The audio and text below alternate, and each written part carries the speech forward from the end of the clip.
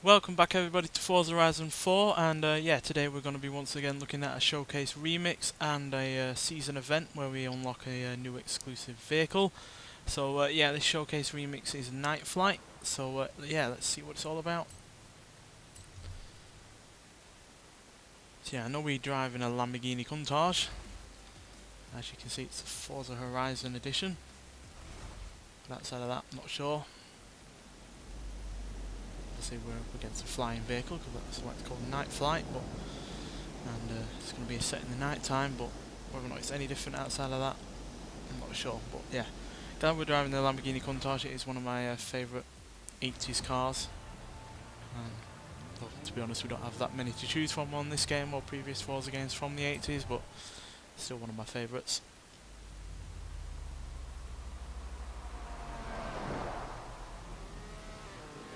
See what improvements have given the car though to help us keep up with this jet.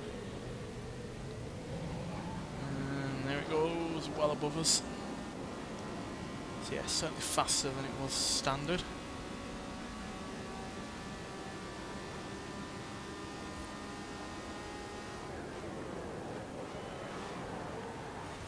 So we've got better cornering and braking as well, which is necessary when you're dealing with a jet that can pull the kind of G's it can.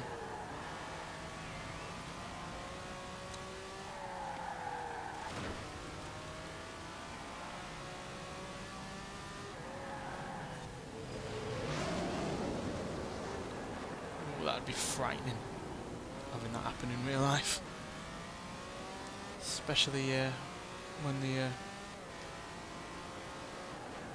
it's flying that low, and in real life most cars would probably be flipped over due to the thrusters. That's why typically you don't see those kind of planes flying that low.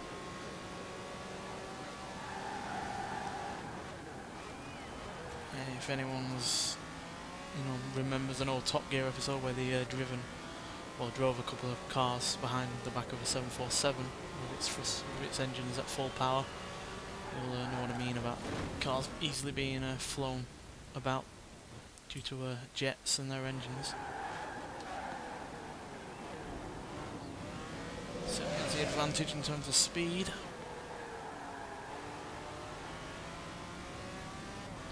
I probably have less distance than he does.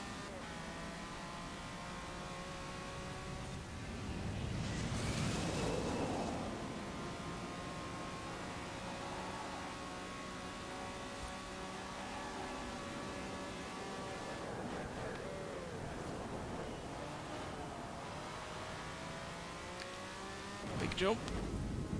Whoa! And because we're so far ahead of the jet, he wasn't in shot, unfortunately. Otherwise that would have looked a lot better. Guess it does indicate that we're making good progress.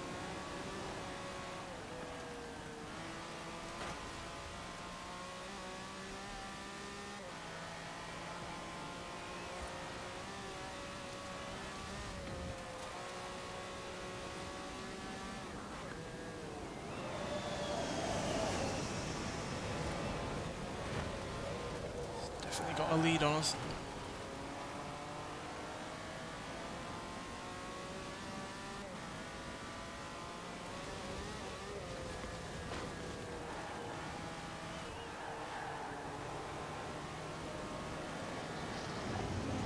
Whoa! That's a bit of a better shot than last time. Where is he? There he is. Did I win? Did I? Yeah! I know full well they're kind of a bit rigged on your side to make it as close as it is, but still rather fun. And yeah. Right, so yeah, gonna move on to the season event where we're unlocking a brand new vehicle, one that's not been on a previous Forza game before, so it's not like the 1999 Lotus Elise that we unlocked, which has been on previous Forza games in the past. This is a brand new vehicle to the Forza series, so yeah, let's get on with it and see what the season event has in store for us. Right, so now that we're done racing a Lamborghini Countach against a Jet, let's get onto the Derwent Reservoir Trail and start the Summer Special Championship.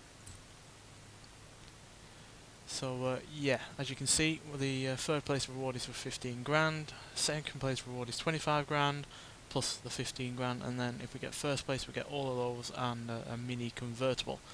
So yeah, which we'll take a quick look at when we've done this season. So yeah, let's see what we can drive. My team should have updated your schedule for this summer championship. Have fun out there. Right, so despite the fact that we're going off-road, we have a choice of only really sports cars. Let's see if there's any new ones that we don't have that we can buy. Nope. Well, we can get the Porsche, but it is a cool million credits, and I am kind of saving up my all my credits right now for much more expensive vehicles. So yeah, we have a choice between the Eagle Speedster, which is a car I really like and is fun to drive, but not really all that quick. Then the Lotus 340R, which is quicker, better handling, and probably a bit more of a handful than the Maserati, which is quicker than the Eagle, but probably more of a handful in terms of handling because it's older. And then we have the Series 1, which we've already done a review on, and is a fine vehicle. But I'm going to choose the car I like most, and that's Eagle Speedster. I typically don't pick cars that are generally the best, pick them whether or not I like them or not. And yeah, love this vehicle. It's easily one of my favourite cars to be in the Forza series.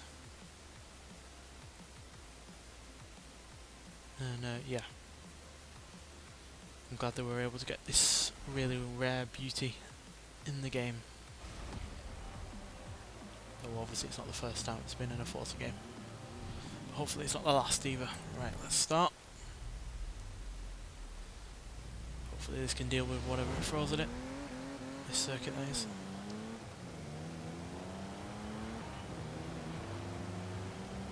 Certainly have more power than those Lotus vehicles. We can actually handle it is another whole different story, quite frankly.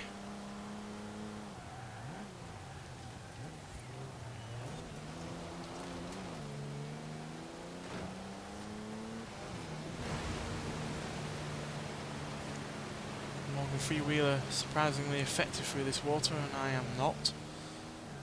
Luckily that's only something we're going to have to deal with once on this race, because we are point to point after all.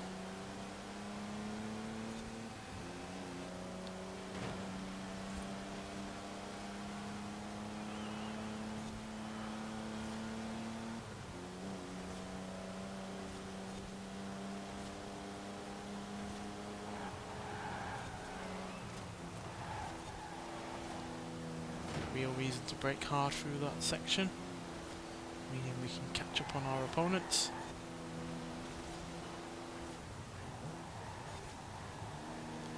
Nice variety of vehicles here though. We've got Japanese cars, we've got American cars, Italian, obviously this British Eagle Speedster. Nice mix.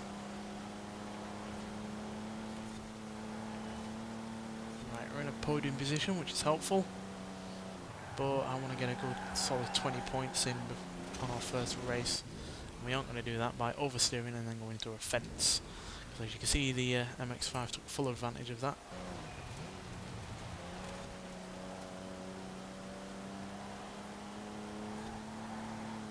Don't always like to rewind, but although when such a catastrophic mistake has lost us a place and obviously time. Fellow Eagle Speedster in first. Between me and him is a Porsche. The one that costs 1,000,000 credits. Kind of worth it though, considering how quick that thing is, even in stock form. But our fellow Eagle Speedster did not have the turning ability there.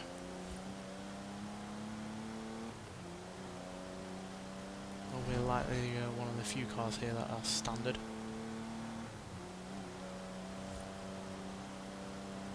As you can see, still no slouch even in stock form.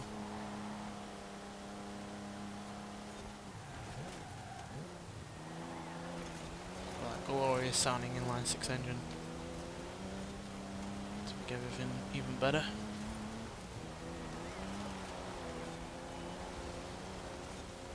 Easily the roughest part of this point-to-point race.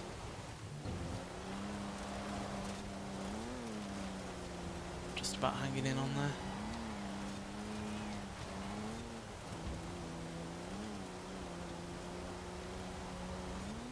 Comfortable lead as we cross the finish line. Looks like an Eagle Speedster 1-2 there. Yes, it is. With the Corvette from 1960 coming in third, then the Porsche, and then the Mazda. Unsurprisingly, the Morgan Freewheeler is right down the bottom, but surprisingly so, it's quicker than the Maserati, which I wasn't expecting, especially when you consider how much more PI the Maserati has over the Morgans, and that Morgan is obviously upgraded to be in the class it is right now.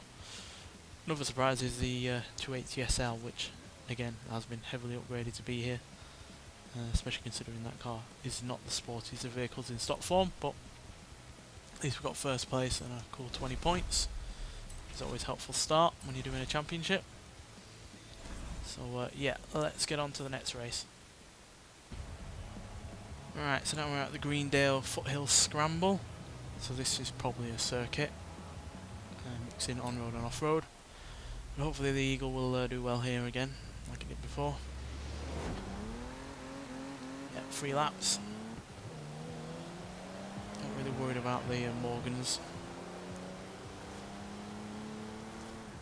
Fellow Eagle Speedster and the Lotuses, and especially that Porsche that was in second place originally in the previous race that we have to really worry about.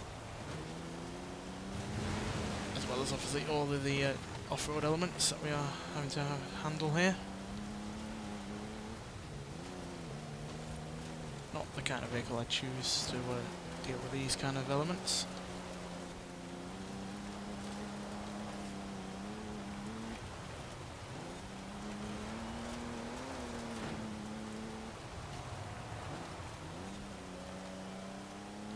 Onto the smooth stuff.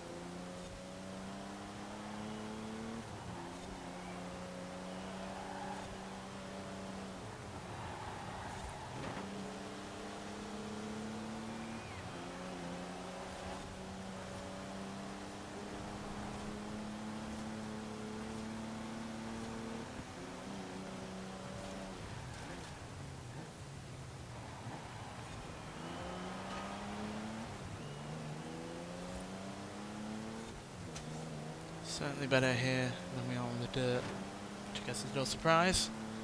Or a rear-wheel drive, low-slung sports car after all.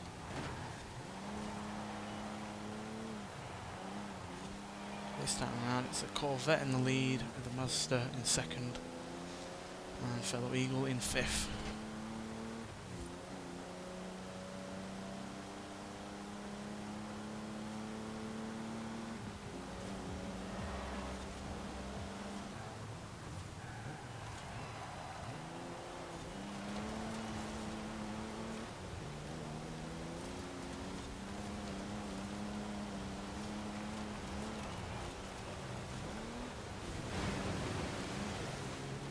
Once again, this car hates the water.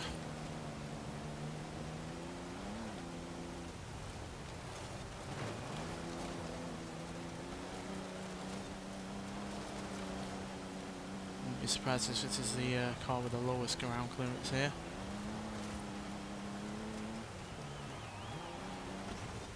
And if it's not the lowest ground clearance, then it's down more close. Luckily there's not that many off-road elements to this course. This car is easily the best car here on the road. Come on, beat the Corvette.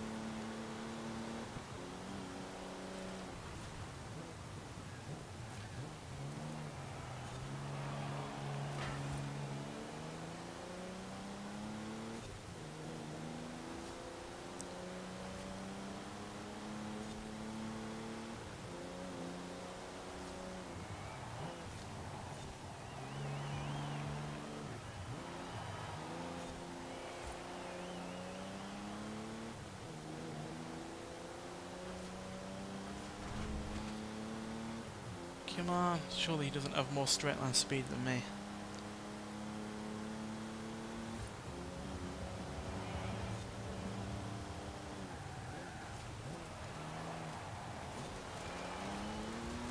I'm likely to overtake him on this bit as well. He seems to have more control and more acceleration here than I do.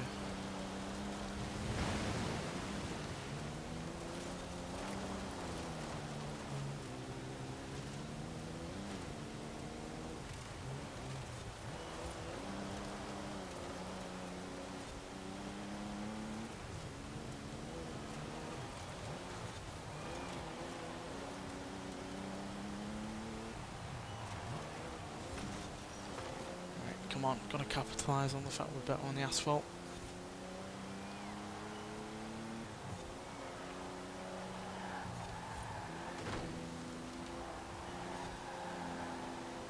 Much better here. Goodbye, Corvette.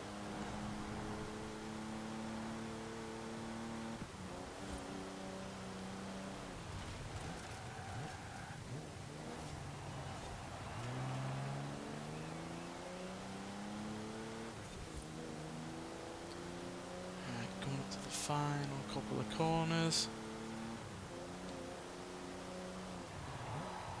Let's hold this lead and not throw it away now. Surprisingly, the Sunbeam has got into second place. Another one of my favourite cars on this game.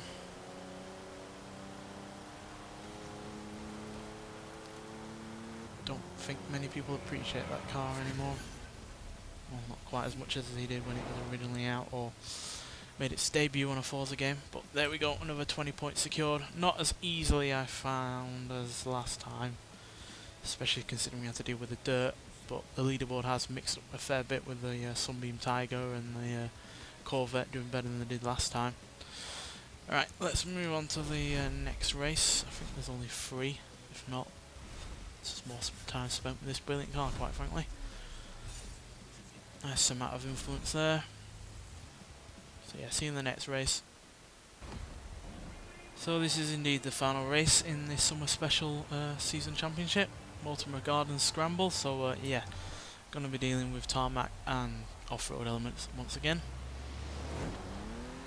Hopefully we'll deal with the off-road elements a bit better this time round.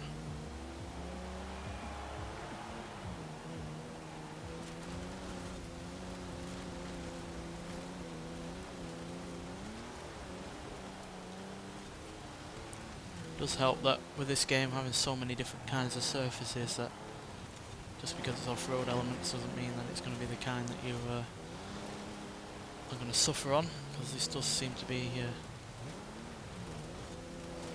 a lot less loose in terms of the surface, which is helpful. What isn't helpful is even more water, which is this car's Achilles heel. As well as my driving ability, or lack thereof.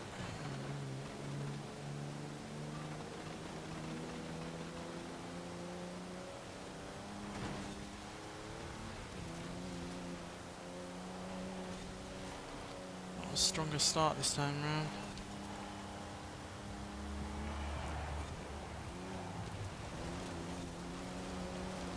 A lot of dust being kicked up.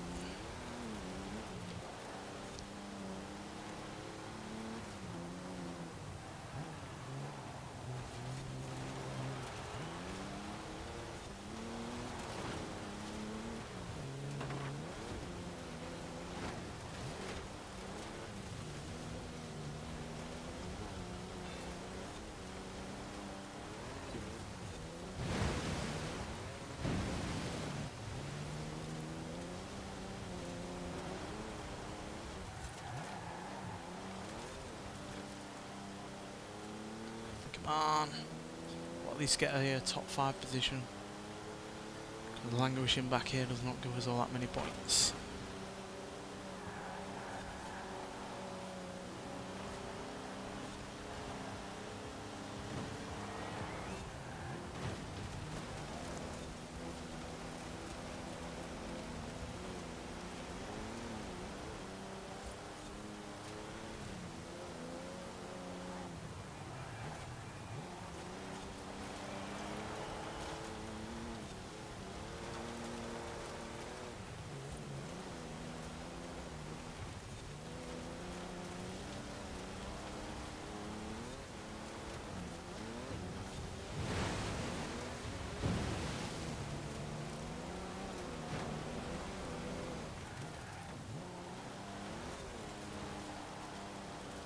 Come on, get top 3. Come on. No, we're not going to get first or second, but please give me a third place. Yes. Eat it, Lotus.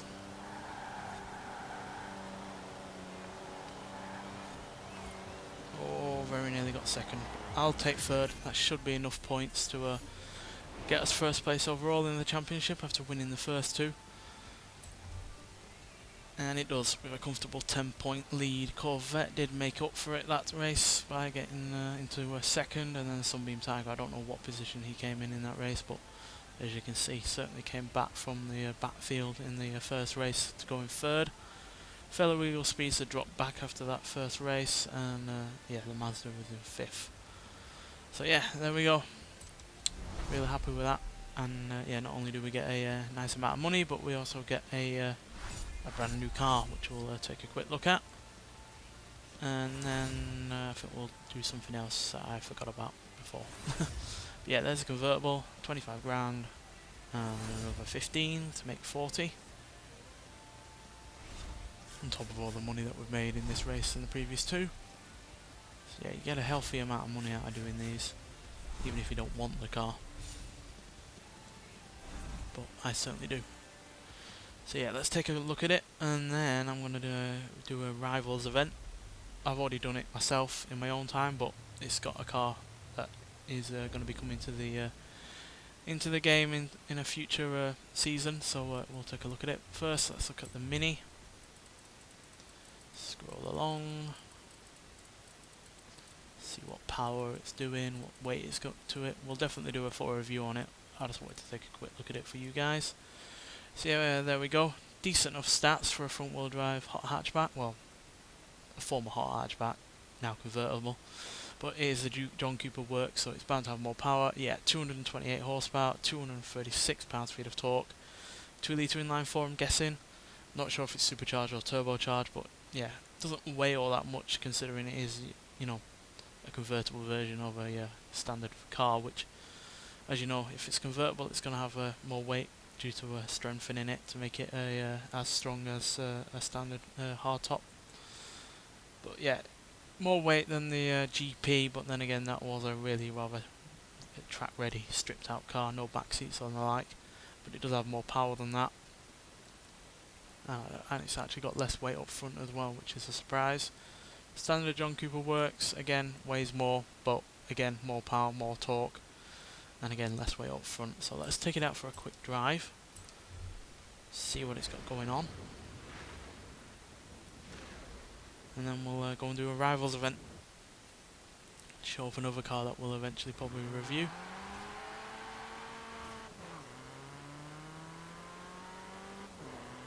Yeah, pretty sprightly.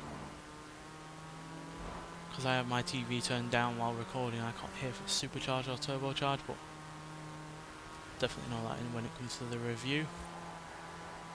But yeah, actually kind of like this.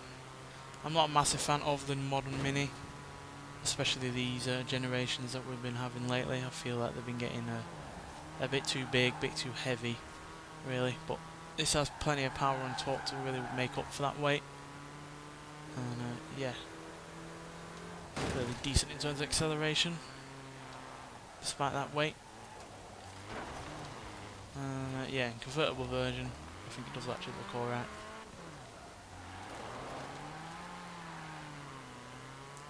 Yeah, kind of like this.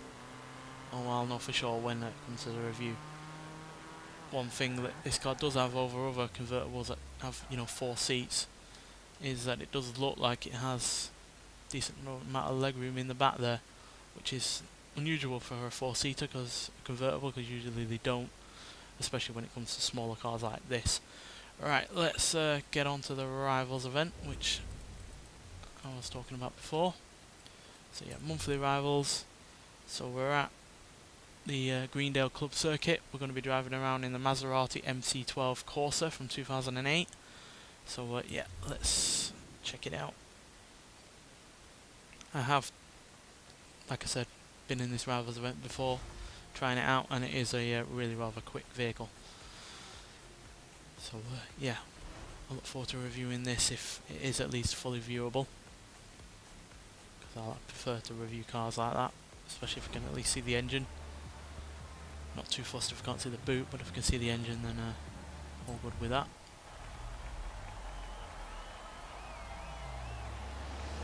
So yeah, it's basically a more hardcore version of the standard MC12, which itself was hardly a slow car, so yeah, you can imagine how quick this thing's going to be.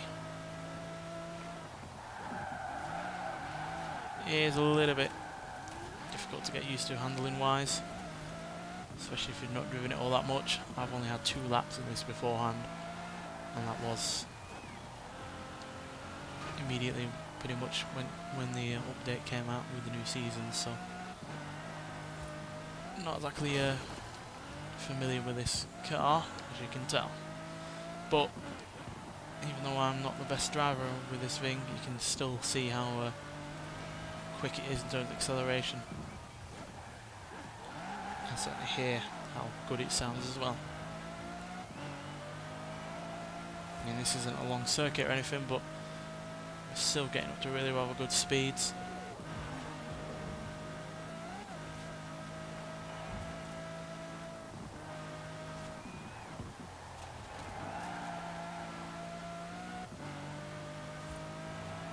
So we'll just do this lap, and then we'll call it a day.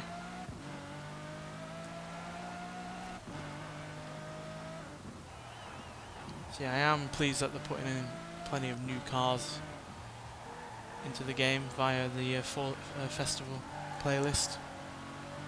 Though the overall festival playlist percentages don't offer cars I'm more that bothered about.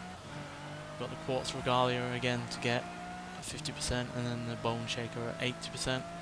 2 cars I already have, and 2 cars that, quite frankly, I'm pretty sure most other people already have as well. So yeah, they aren't all that interesting, but there are other cars that win via the other seasons. So we've still got, you know, autumn, then winter and spring to look forward to, which are all offering new vehicles, either, you know, to the Forza series or to the game in general. Because we have the Buick GSX coming as well, which I'm really looking forward to, because that is one of my favourite muscle cars. We got a couple more minis. I've already unlocked the Mini Traveller, which is in part of this season, which is going to get a review of its own at some point. And yeah, a couple of other cars I think. So yeah, really looking forward to them, because it means we can review them and yeah, show off, you know, how good they are and whether or not I like them or not. So yeah, highly recommend playing these festival playlists, especially if you're interested in these kind of cars, because they are worthwhile getting. But nonetheless, thanks for watching, and I'll see you in the next one. Bye.